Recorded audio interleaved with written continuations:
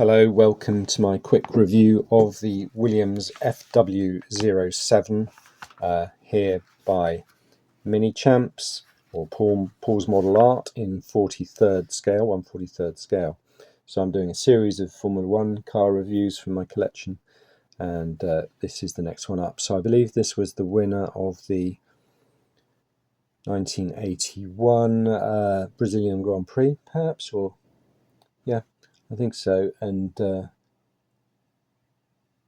anyway, but on the podium with a Lotus Essex, which you'll have already seen, and a Renault RE20, which you'll have already seen. So this car has the Cosworth DFV engine, so you've got single size meshes over there, one for each bank for the intake. So interesting to compare that with the individual trumpets on the Lotus 81. Right, okay. Now, there is a special trick with this car in that the whole bodywork comes off. So I'll do that very shortly. But first, let's have a look at that bodywork. And the paint looks great. The decal detail looks great. The helmet looks great. Yeah, his helmet's off maybe to one side, slightly this side. It doesn't, yeah, it's slightly weird, the helmet on this car. Whether he's too high, his neck is too extended, I'm not sure what's going on there. But not a big deal. But anyway, looking into the cockpit, well, we'll get a better look in the cockpit when I've taken the body off. So I'm just going to look underneath the car. Firstly, you've got the big Venturis for the ground effects. So yeah, reasonable amount of rear suspension detail. Very long wishbones on the front of the car. That's very interesting. And yeah, gearbox. Not really seeing much of that detail there. Okay.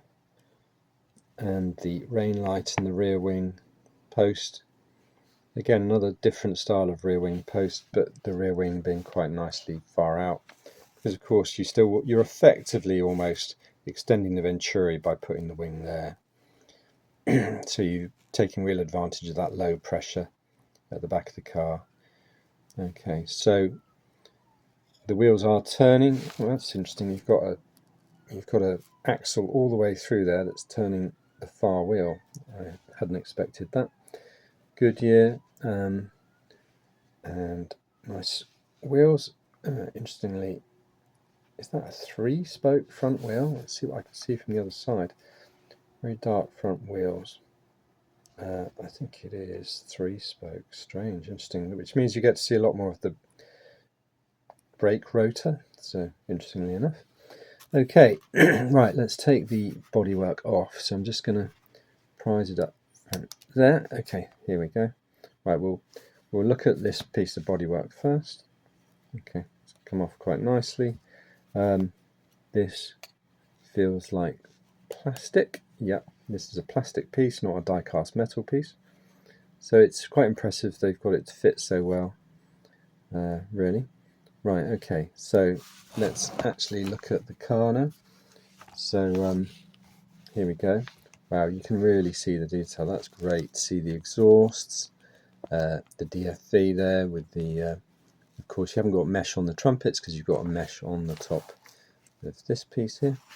The fuel tank. So there we go. The fuel tank is slightly longer than the engine, and this is a longer V8 engine, bigger capacity than the V6 turbos on some of the cars at this point in time.